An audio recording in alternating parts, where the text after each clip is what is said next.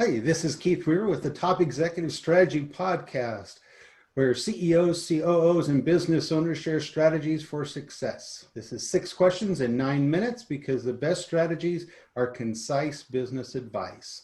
And with that, we're going to jump right in with our guest today. And so question number 1, in a few sentences, tell us who you are and what you do. Yeah, my name is Jordan Erskine, and I've been in the contract manufacturing business for 18 plus years. And because of that, we've also started many other ventures and side companies off of the core business. It sounds like a vast experience and been very successful. So we're great to have you on. So question number 2, what's the best thing about being a business leader? Oh, that's a tough question. I'm a people person, so I would say the best thing for me is the challenge of creating jobs and creating that culture and maintaining that culture within the organization. That's what's really fun for me. That's awesome.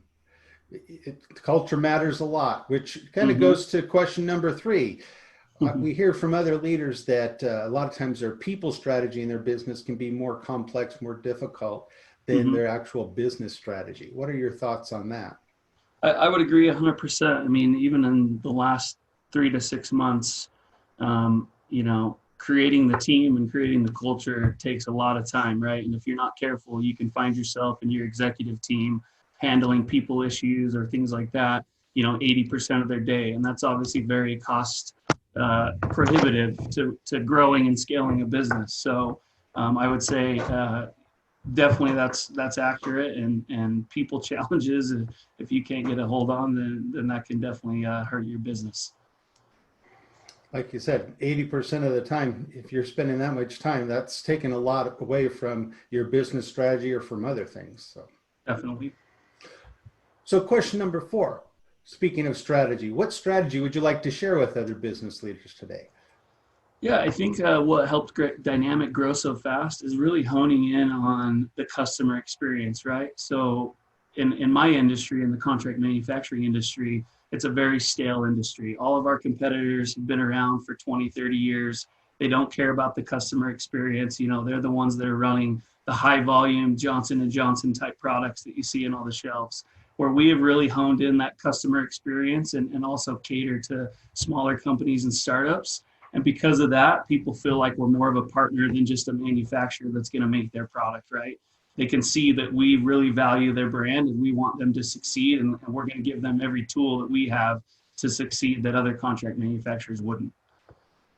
That's really cool. Redefining the whole industry, it sounds like, really. Definitely. We have definitely disrupted. Well, and it's been successful for you, so that's great. So question number 5.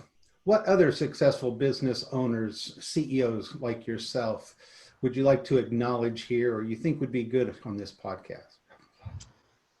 Oh, that's a tough question too. Are you looking for like local leaders that I've worked with, or leaders just that we admire and look up to? That you admire, that that you've worked with, that you know? I think a good person to have on this podcast would be Juan Ribaldi. He's our strategic advisor. And Juan consults for many different companies all over the world. He's consulted for the Kingdom of Saudi Arabia. He's helping them westernize right now. He's part of a really small team over there, helping them. They're trying to westernize. And so Juan is he runs a strategic advisor group as well called Ascent Advisor. And I think he would be very, very good to interview. Another person that comes to mind is in the CBD space. There's a fellow named Richard Ricketts who's the president of Nature's Ultra, which is a CBD brand that is owned by Young Living Essential Oils, and they have scaled very quickly. I was actually part of this company, Nature's Ultra, and we sold it after 18 months, me and Richard, to Young Living.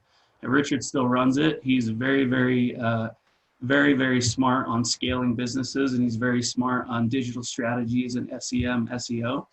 And he's very, very smart in the CBD kind of hemp arena with products and legislation and things like that. So I think he would be a really interesting person to interview and ask him how he scaled so quickly and strategies he put in place. I think that would be a very interesting podcast. Oh, cool. Well, we will look at reaching out to them and hopefully they'll be available. Okay, great. So kind of a sixth final fun question. Tell me about your favorite past boss. Oh, geez, that one. I saw that question. That's so hard. To be honest, I've been very, very lucky in my career. Just backing up for a second, I've been in the industry 18 years. It was just about 5 years ago when I started dynamic blending was the first time I really started thinking about being an entrepreneur. So in the corporate world, I've been really, really lucky with all the bosses I've had throughout the whole time. I mean, the most interesting boss I'd say is I had a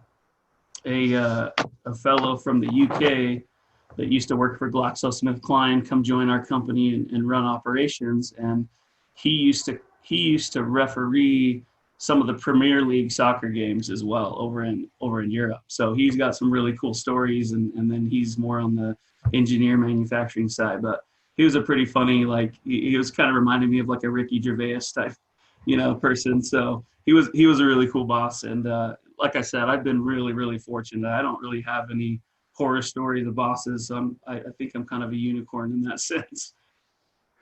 There are some out there, but it's nice to know that there's a lot of good bosses out there Right. as well. And I think there's a lot of good companies out there that have really good leadership too.